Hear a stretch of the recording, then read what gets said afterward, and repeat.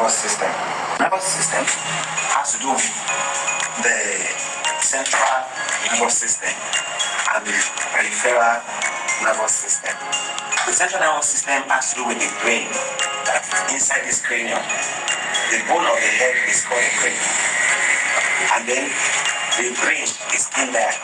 So the brain continues and comes as the spinal cord.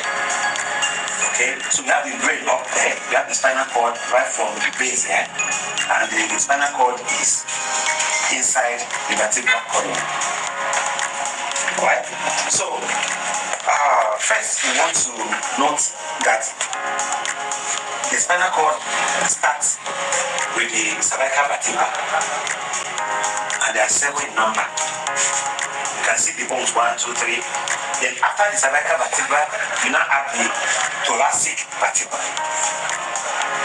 After the thoracic vertebra, you now have the lumbar. After the lumbar, you have what? The sacral. The sacral is fused together, and there are 5 in number. You can see it's fused as one, and you can see the pelvis just with it there. So what we want to talk about here has to do with how neurons and nerves, how they come out from the cervical vertebra, the thoracic vertebra, and then the lumbar, and then the sacral. Nerves come out and go to different parts of the body. Some of them go to the intestine, the GIT, some go to the kidney, some go to the heart, some go to the lungs to innervate them. We call that innervation. And so the first cervical vertebra is called C1. Second one is called C2, C3, C4, C5, C6, C7. And then the thoracic vertebra, we also name them as T1, T2, T3, T4, T5, T6, T7. So any nerve that comes out from that T5, we're supposed to find out where is that nerve going. From this your finger now, if I pinch you now, you feel it. There's a nerve that picks that sensation. Where does it enter? Does it enter into your spinal cord and then continues upward to your brain? Or does it jump the spinal cord and goes straight to the brain? So that passage, it will be okay for us to understand how that passage works. The person that came around last week who cannot even move the fingers of the left hand but can move the right hand. But if you pinch the person, he feels it, but he cannot connect to the finger like this. What is the challenge? What is the problem? And so sensory nerves or sensory neurons, they move from all our sense organs, take information to our what? Brain. Most of them get to the cerebrum. The cerebrum registers them. There's a memory. If I have seen blessing before, my eyes sees blessing. I've seen the kind of hair she's making. I've seen her eyes.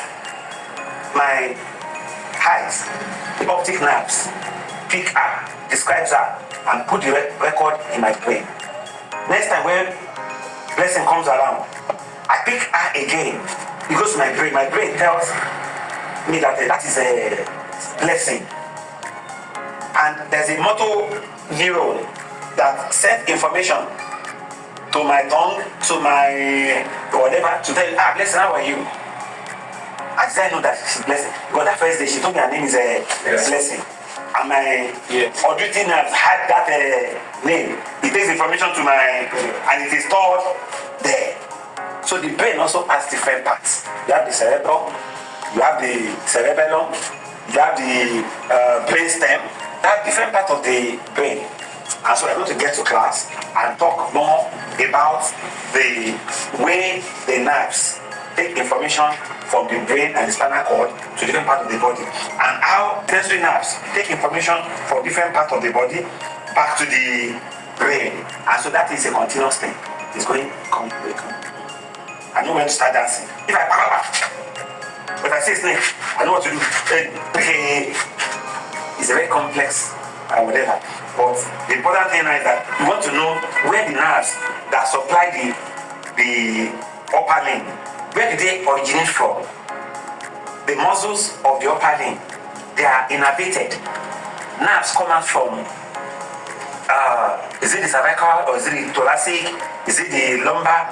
Then the muscles of the lower limb, where does their innervation come from?